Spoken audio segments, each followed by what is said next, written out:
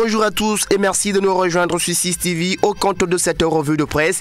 Et on commence ce tour d'horizon des tabloïds par Guinée Foot et Foot 224. Les deux quotidiens guinéens s'enflamment ce matin pour Mohamed Lamine Ouattara, l'attaquant guinéen qui n'a disputé en tout et pour tout que 14 petites minutes cette saison sous la couleur du Standard en Super Coupe de Belgique, pourrait quitter ce club. Nous apprennent ce matin les deux quotidiens en ligne. Guinée Foot nous informe d'ailleurs que c'est ce manque de jeu qui a poussé le joueur formé à Lyon de trouver meilleur ailleurs.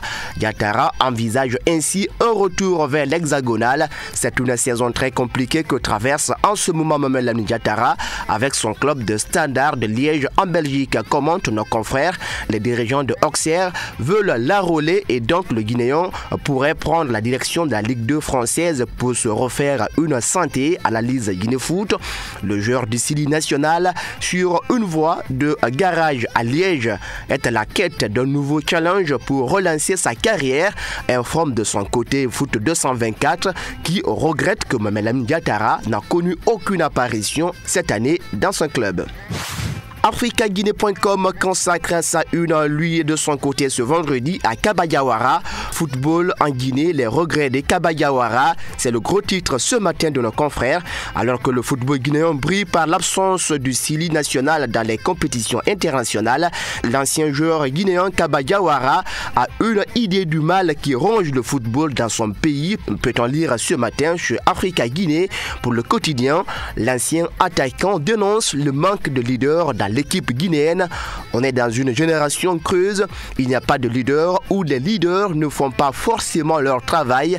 Les binationaux qui pourraient rejoindre l'équipe hésitent ou ne viennent pas, poursuit amèrement Kabayawara chez nos confrères de AfricaGuinée.com.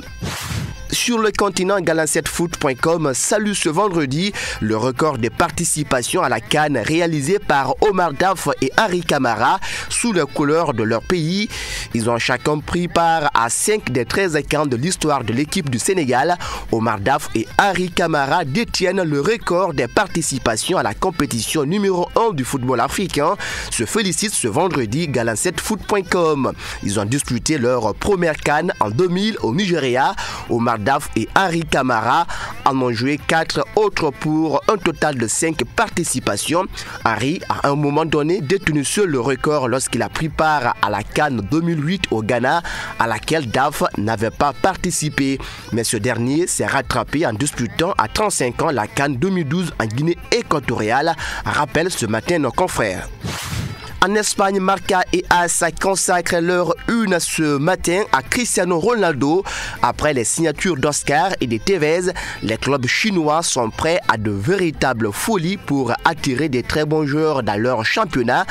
Un club de Super League s'intéresserait en effet à l'attaquant du Real Madrid selon ses tabloïds pro-merengue. L'un d'eux est même disposé à faire une offre pharaonique de 300 millions d'euros et un salaire annuel de 100 voire même 150 millions d'euros.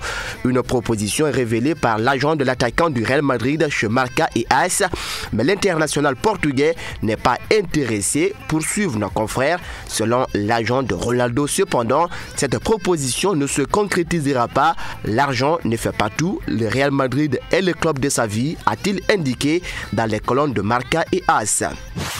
Dans son édition du jour, le quotidien espagnol Sport nous informe que Cristiano Ronaldo n'est pas le seul crack à avoir été approché en Liga, puisque Lionel Messi a également fait l'objet d'offres pharaoniques venues de Chine.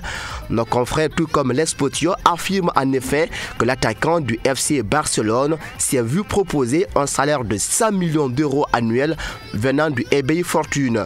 Le club chinois était lui prêt à débourser 500 millions d'euros pour son transfert.